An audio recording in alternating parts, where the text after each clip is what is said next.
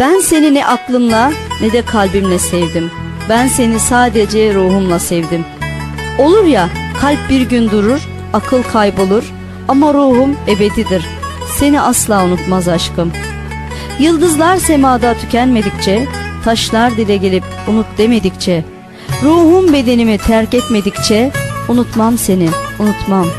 Seni seviyorum ölünceye dek. Bir dost ararken şimdi dostluğumuza yetecek bir ömür arıyorum. Unutmak zor, anlamak imkansız. Çünkü hatırladıkça sevilensin. Doğmanın bedeli ölmek, gençliğin bedeli yaşlılık. Sevmenin bedeli fedakarlık, dostluğun bedeli paylaşmaksa, bugünün bedeli de seni hatırlamak olsun. Sonsuzluk kadar büyük bir sevgiyle, hırçın bir yanardağ gibi yanan bir yürekle ve ölümsüz bir sevgiyle seni sevdim ve seveceğim gülüm. Sen gül değilsin, gül kokulu, güler yüzlü.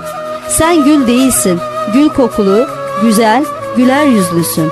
Aya her baktığımda beni hatırla. Yıldızlar gözlerine takıldığında, gözlerine baktığımı unutma. Bir yaprak düşerse avuçlarına, onlar ellerimdir, sakın bırakma. Canımsın, sen en iyi insan. Ne aşk, ne sevgi, ne umut. Ne umutsuzluk, ne hasret, ne nefret. Ne gurbet, bana hiçbir şey sensizlik kadar acı vermez. Dünyada en feci şey yalnızlık, en acı şey ölüm. En üzüntülü şey unutulmak. En soğuk cevap hayır. Ama en sıcak kelime sevgiyken o sevilen sensin. Kelepçeli olsa da duygularım, katledilse de yarınlarım, bugün harcamaya kıyamadığım, yarın kaybetmekten korktuğum ama hiç vazgeçemeyeceğim canımsın sen. Ağlamak için gözlerinden yaş mı akmalı? Dudaklar gülerken gözler ağlamaz mı? Sevgi sadece güzele bakmaz mı? Çirkin bir göz, tatlı bir söz insanı bağlamaz mı? Hasret sevdiğinden uzak kalmak mı? Sevdiğin yanındayken hasret duyulmaz mı? Hırsızlık sadece para çalmak mı? Kalp çalmak hırsızlık sayılmaz mı? Öldürmek için silah gerekir mi? Gözler ok, sözler hançer olmaz mı? Kalbim her zaman seninle sevdiğim. Kalplerde yaşayanlar asla ölmezmiş. Bil ki kalbimdesin ve asla ölmeyeceksin aşk.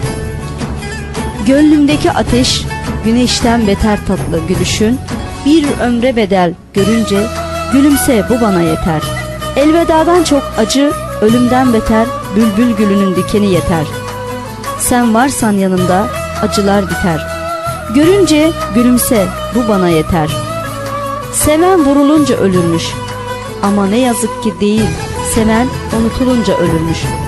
Ama ben ölmeyeceğim ve seni karanlık gecedeki yalancı yıldızlar gibi değil, en mavili bir gecede gökyüzüne adını yazacak kadar özleyeceğim. Hayat seni üzünce, hüzün yüreğini daraltınca, gözyaşların kalbine akınca sadece iki şeyi hatırla: yalnız olmadığını ve unutulmadığını. Paketimdeki son sigarayla silahımdaki son kurşunu senin için ayırdım. Seni düşündüğüm zaman sigarayı yakacağım, seni unuttuğum zaman da son kurşunu kafama sıkacağım. Sen gülü gülene ver kalbini, sevene ver sevgini, kıymetini bilene ver. Zor olup kırılma, yumuşak olup ezilme. Bir gül kadar sevil ama onun kadar çabuk solma sevdiğim. Aşkım, sana bir tane kelebek uçuracağım. Birincisi mutluluk, ikincisi huzur, üçüncüsü de sevgimizi hep andıracak kalbim seninle. Seni çok seviyorum.